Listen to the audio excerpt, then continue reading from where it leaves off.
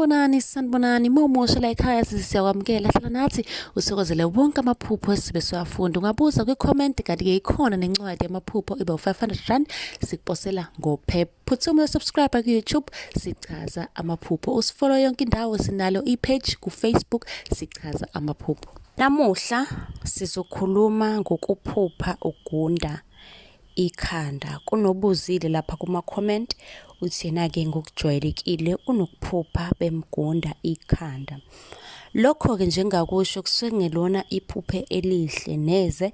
Lokho kusuke kukhomba noma kubika ukuthi kunomuntu noma kunezitha ezama ukucutha amandla akho noma-ke zizama ukuthwebula idlozi lakho. Iphupho elikanjalo kusuke kumele-ke ulisukumele, kube khona imithi-ke oyisebenzisayo, izinto oyisebenzisayo ukuyivikela, ngoba kunomuntu ngenzeka ukuthi khona isiphiwo naso ngenzeka ukuthi kunomuntu okusebenzisela izinto engayilungile ofuna ukukuphuca wona lamandla onawo.